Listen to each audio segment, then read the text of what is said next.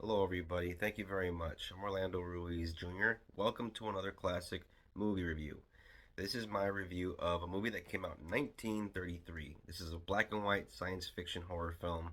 This was directed by James Whale, who directed classic movies like Frankenstein, The Bride of Frankenstein, 1939's The Man in the Iron Mask, The Old Dark House, and based on a story from 1897 by H.G. Wells, who's responsible for classic stories like The Time Machine, A Trip to the Moon, The Island of Dr. Moreau, and of course, War of the Worlds. Of course, the movie I am reviewing is The Invisible Man. This is a classic Universal monster film, and this stars Claude Rains, who is one of my favorite actors from the 30s and 40s. He was one of the villains in The Adventures of Robin Hood from 1939. Of course, he was uh, Humphrey Bogart's friend in Casablanca. He was the Wolfman's father in the 1941 original Wolfman film. This movie, you don't see much of Claude Rains because he is the titular character. But for 1933, the special effects are very very impressive, and there are times when they're doing things with the effects where you can see uh, objects moving and you can't see the string moving. But it was only like once or twice in the whole movie that I saw like the strings. For the most part, I was like wowed because it's 1933, and that same year they came out with King Kong.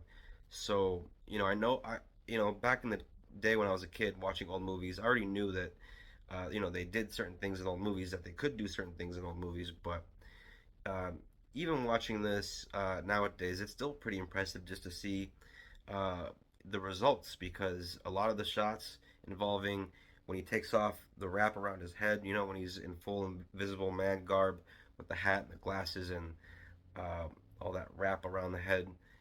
It's a really shocking scene when he unwraps it for the first time, when he's staying somewhere, renting a room, and he's trying to, get his shit together basically. In the movie, there's this actress who is kind of a comedic relief in the movie because she was also kind of a comedic relief in The Bride of Frankenstein. I recognize her from that movie when I watched her in this. She has this shrieky voice, and she's kind of scrawny, and she likes to, mouth off a lot, and she's so funny in this movie. You hear her screaming quite a bit. Uh, in the scene where he reveals himself for the first time because they're tired of all the noise he's making, and they hear him cursing and slamming things around and breaking stuff. They try to kick him out, and he doesn't take that too well. And he takes off the wrap and takes off the coat and the pants and everything, and they're trying to chase him. And the whole town becomes aware of this invisible man. And there's some scenes in the movie that involve the snow, and some of the stuff they end up doing as far as footprints and a lot of the damage that he causes when he gets pissed off.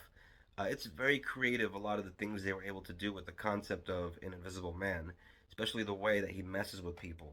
Because when he gets pissed off, and he gets pissed off quite a bit in this movie, he just decides to take it out on the townspeople. And there's even a part where there's a woman with a baby carriage, and he knocks the stroller down.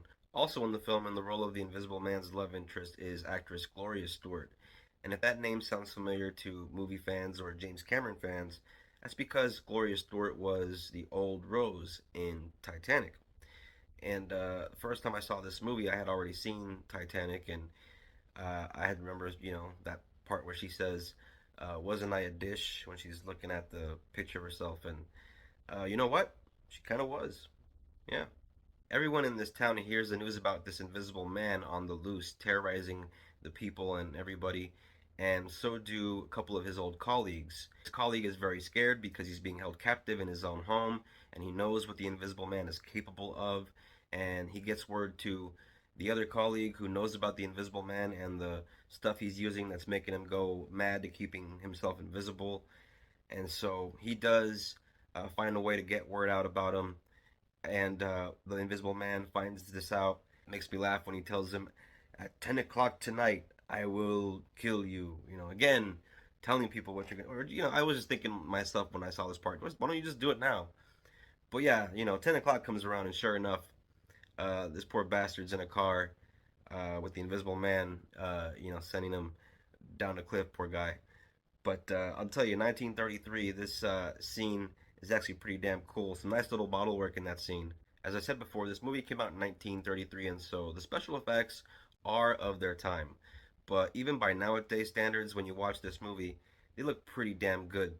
So I would call them, serviceable because it gets the point across. You're obviously, dealing with some kind of optical effects, no digital back then, of course, and whatever they did, it looks pretty damn cool. Movie magic, whether it's, new movies or old movies, it can be pretty incredible either way. And that's one of the things I love about classic movies.